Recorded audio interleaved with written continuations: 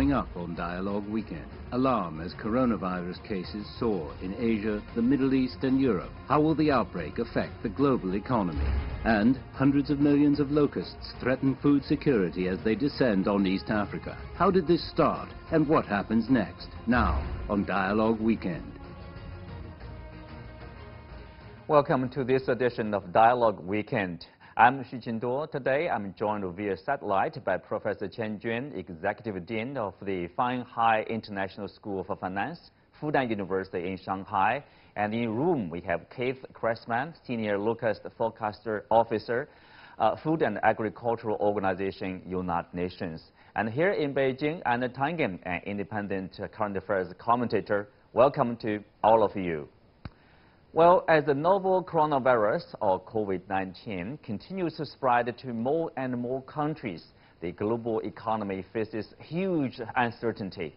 Measures taken by countries or individuals to contain the virus often end up in breaking the supply chains, disrupting manufacturing, and emptying shops. So how much worse will it get? Are we going to see a recession in the global economy or something even worse than the 2008 financial crisis? So as I described, the current situation of the widespread outbreak. So Professor Chen Juan, how will the coronavirus epidemic affect the global economy? How likely is the outbreak to trigger a global recession, say?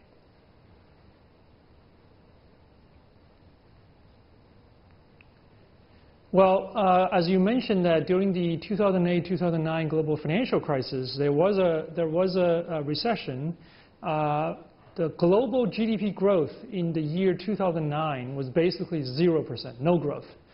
If we use that definition as a recession, that is, what's the likelihood of 2020, the whole year, the global GDP growth is 0.5% or lower, then the likelihood of that happening is very low. It's extremely low. If we're, on the other hand, if we're talking about the growth rate for the world this year is going to be lower than last year, then the likelihood is going to be much higher. So in the end, how it will affect global economy really depends on how different countries and regions battle and control the virus spreading, and also how quickly economic activities can recover. The encouraging signs we've seen is that China has done a very good job so far, even including regions in Hubei province. The number of new cases have been dropping very quickly. So China, in many areas, we're talking about resuming work in an orderly fashion, and that's going to be very important because China, the second largest economy in the world, it's actually pulling the global growth at a very high rate since the last crisis. So if China is recovering well, that's going to have a very strong helping hand on the global economy. The other country that's very important, the largest, the U.S., other than the stock market, the other indicators of the U.S. economy remain strong. If you look at banks are in good shape. If you look at the labor market, the first months and second months, the numbers have been very good. There's room for the U.S. government to stimulate the economy. So as long as the largest two economies are doing okay, then the likelihood of the entire world slip into a recession is much lower. Mm-hmm. But obviously, there needs to be a lot more coordination among the major economies, including China and the U.S., to resume global trade, to make sure that the global supply chains are not further interrupted. And China actually can and do a lot to ensure each of these important sectors becoming fully functional, because it is through trade, through these global supply chains, the damage, the economic damage, can spread to other countries. Mm-hmm. So overall, it's going to be there's going to be a severe impact on the global economy. But as we've seen in the past events, it's going to be temporary. There is going to be a recovery period. And then the longer impact is actually the longer impact on regional growth and global growth and on trade are rather limited or very little. Mm-hmm. Well, Tangen, You look at the long term, and of course it depends on how quickly countries can recover, can contain the virus in the first place. So the former Federal Reserve Chair, Janet, mentioned that, obviously there will be a significant impact on European economies, and also it could throw the U.S. into a recession. So what's your understanding of that? Well, I have a slightly different perspective on this. I mean, obviously, South Korea, Japan will be going into recession. They've both had weak economic performances. The current definition of a recession is 2 consecutive quarters with negative growth, and we're going to see that. The question is what happens after that. If there's this kind of V recovery that everybody is talking about, that things go up, I just don't see that, however. Remember, U.S. and China are important, first 2 economies, but they're only 40% of the world's economy. And so many other parts are part of this global supply chain. So this idea that somehow it's all going to go back to normal, I just don't see that happening. The U.S., yes, has some strengths, but there's also an enormous debt problem, which is going to be exacerbated with no way of paying debt down or paying for the actual interest on that. A lot of these entities could be in very big trouble. Now, I'm not talking about the big entities. They're flush with cash if you start looking at the tech giants and things like that. But there's a lot of small, medium-sized enterprises that went out on a limb when they thought that rates were very low and that they could go out and make money by borrowing, and that has not happened. The Fed only has 1.5%, 1.5 points of interest to work with in terms of stimulating. They're concerned about a recession we know that there has to be some sort of repricing of assets. We're seeing that now. There's been a very, very frothy market given the economic basis. So I would say that this is going to be a much longer-term thing, and it doesn't necessarily have to do with China so much as how the rest of the world is able to handle this virus. It would be very helpful if Donald Trump were to just take off all of the tariffs and say that this is an emergency, that the world needs to work together. But the chances of that happening are about 0. Well, good point. Professor Chen Jun, worldwide stock markets closed their worst week since the 2008 financial crisis. So what is the message? Is the stock market delivering? Are the investors overreacting, or simply they are losing their confidence in global economy, in the capacity, for example, of the global governments to handle this crisis?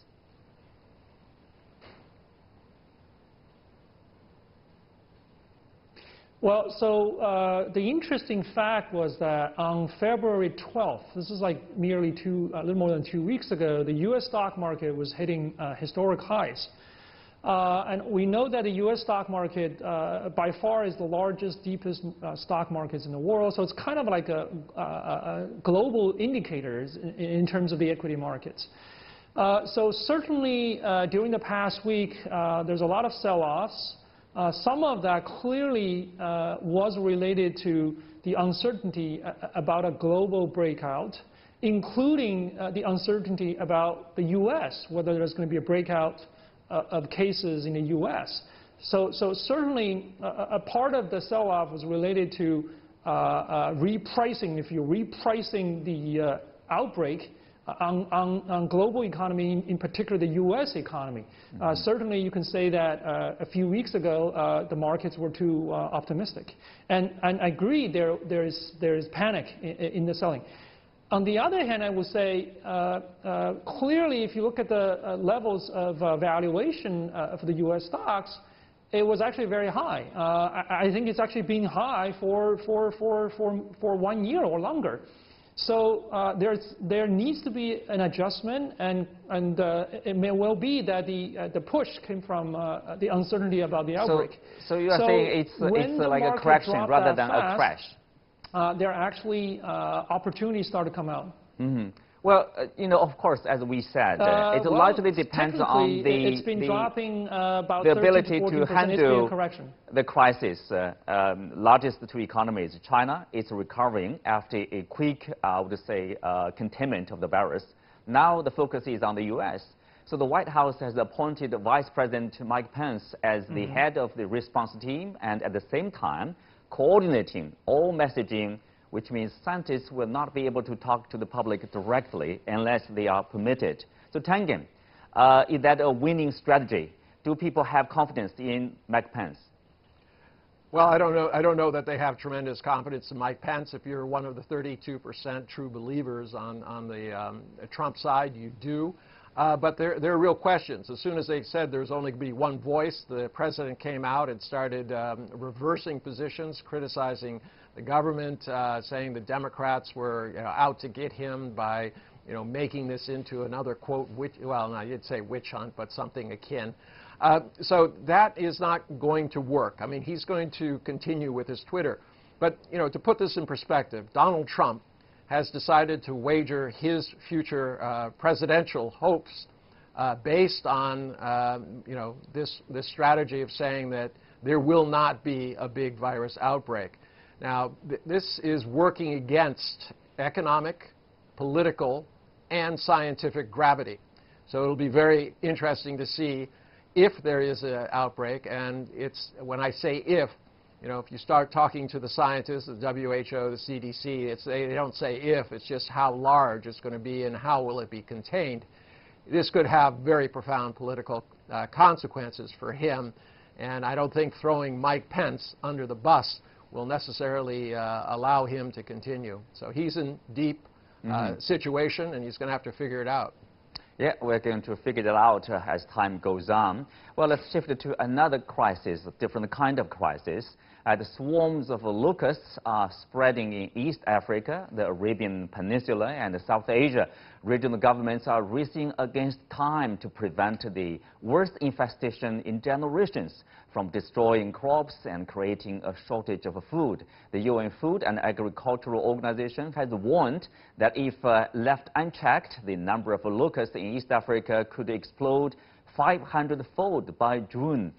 That would devastate harvests in the region with more than 19 million hungry people. So we have Keith Cressman from the FAO. What is the situation so far? Where have the locusts reached, and which countries are the hardest hit? Well, the locusts, as they're migratory pests, they have reached the Horn of Africa last summer, where they've been slowly increasing. And at the moment, the main countries that are affected are Ethiopia, Somalia, and Kenya. Now, in these countries, there are very large and numerous locust swarms. They found excellent breeding conditions because of the rains, and they have laid their eggs. As we speak, those eggs are hatching, and they're turning into the wingless nymphs. These are the hopper stage of the locusts.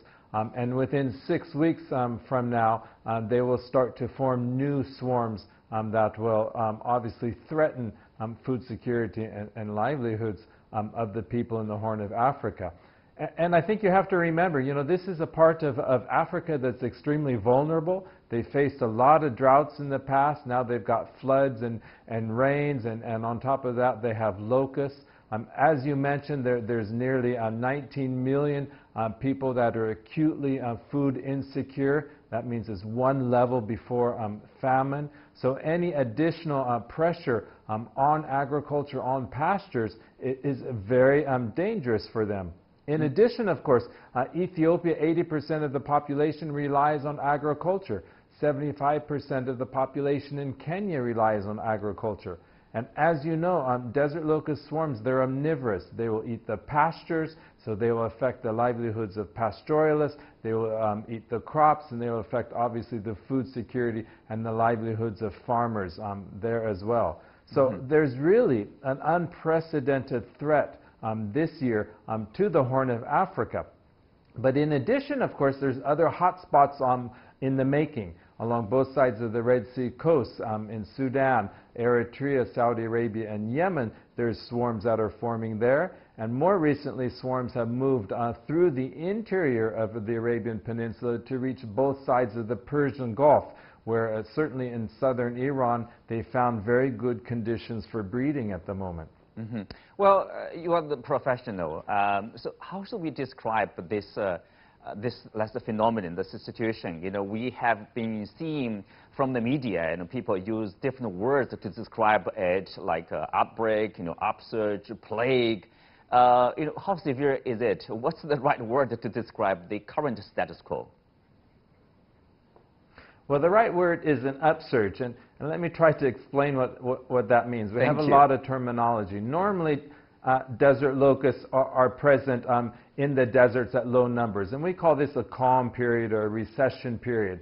Once there's good conditions that might arise, then there can be a small outbreak in a portion of a country, and if those conditions continue and there's not enough control operations, that outbreak can enlarge to occur and spread to different countries, many countries, and it can become an upsurge. That's what we face now. Now, of course, if the upsurge, if the control operations are not successful and the weather continues to be favorable for the desert locust, then it can reach the next step, which is what we call a plague.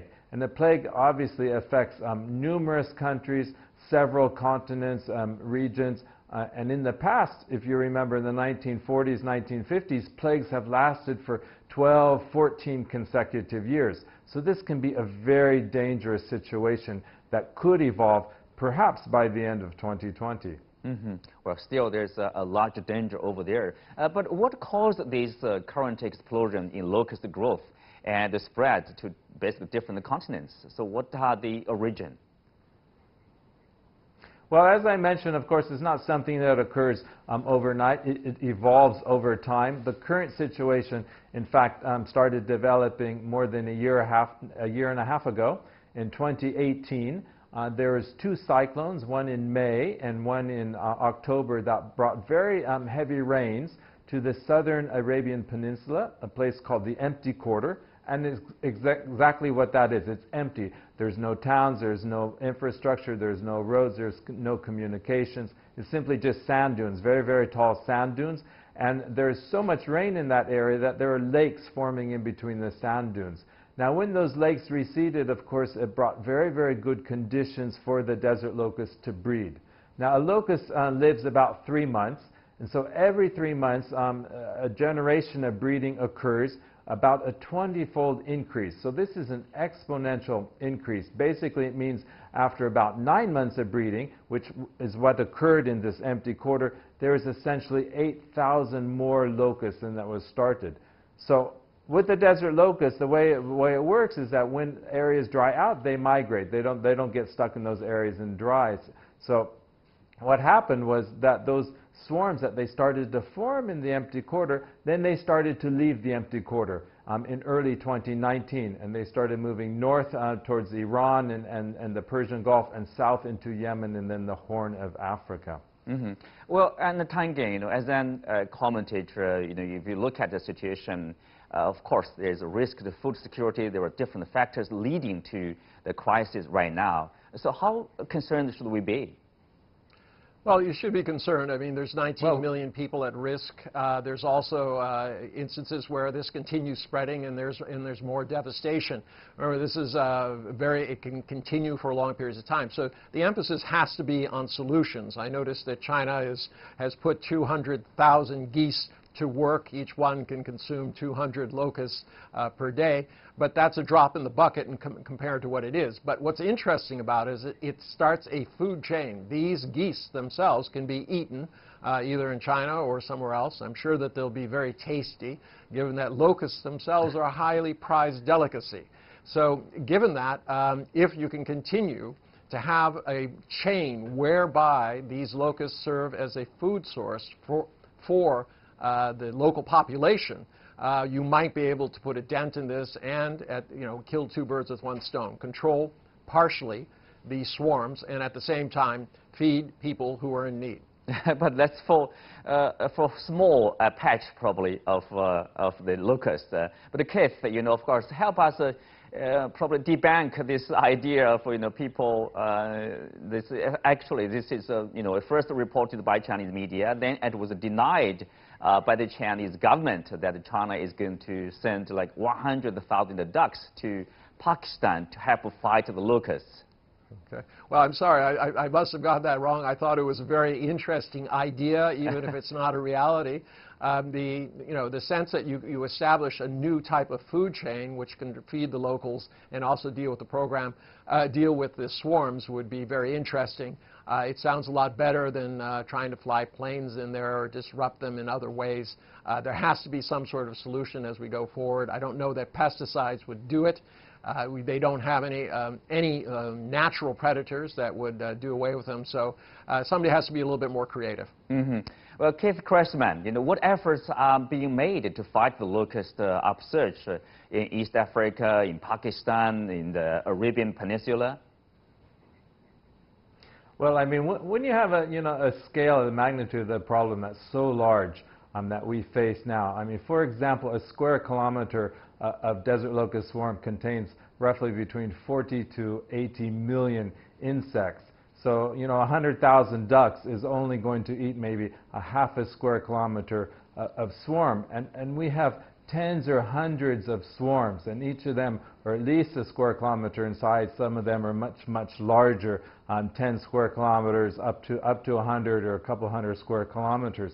So, unfortunately, the duck idea can sound interesting, but I don't think the ducks can eat enough locusts. Humans as well, they eat locusts in Yemen. But again, we can't eat enough locusts really to have a major impact in terms of reducing their numbers. So this means really the only way is aerial control operations. Mm-hmm. And those are ongoing at the moment in Kenya and Ethiopia, but they have to be upscaled. And these are massive aerial control operations just to reduce the pressure of the locusts on the food security and on the livelihoods, specifically in the Horn of Africa. Mm-hmm. Do we have enough resources to fight this invader, let's say? What kind of help we need to make for the international community? Well, absolutely. I mean, the current invasions, of course, have simply overwhelmed the national capacities of the affected countries. FAO, on behalf of the countries, has made an international appeal for $138 million to basically increase these control operations. Half of the money goes to that. The other half goes to safeguarding livelihoods and also recovery of households that have already been affected. Of that $138 million, FAO has received around $30 million. So there's still a sizable gap of more than $100 million. And of course, it's, as you mentioned at the beginning of the program, it's a race against time. And so if the response to the appeal is late, of course the locusts, they continue to increase and increase as long as those conditions are favorable for their breeding. Mm-hmm. Well, let's leave it there and take a look at who is this week's Newsmaker.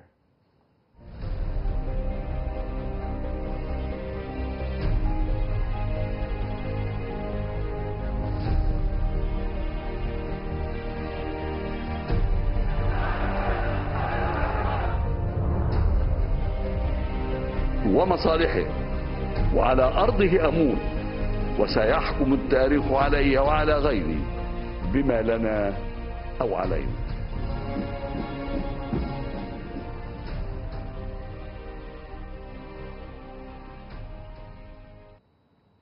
So Tangen, who is Hosni Mubarak and how is he remembered, both domestically and internationally? Well, it really depends on your point of view. I mean, Hosni was a 30-year strongman ruler of Egypt. He came in after the assassination of the previous president. He ruled for a long period of time, and basically, he was kicked to the curb under the Obama administration when they decided that they would not. They sent word that they would not back him during these periods, and it's. Internally, I think there are mixed feelings about him. He was a career Air Force cadet. He rose to the rank of Marshal of the Air Force. He then eventually became president, as said. And, at some points he did help Egypt. He was behind all of these efforts to create peace in the Middle East. He will be remembered in history for that.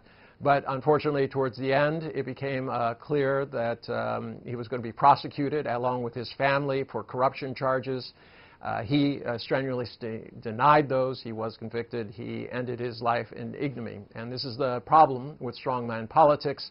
When you fall a long distance. Mm-hmm. Well, how should we characterize, Hosni Mubarak was in power for 30 years. When we look back for those years under Hosni Mubarak, what do you know, what is the right word to describe that long period, and what's his legacy? Well, I mean, his legacy was that, Egypt was relatively peaceful during that period of time. There was growth. There were complaints.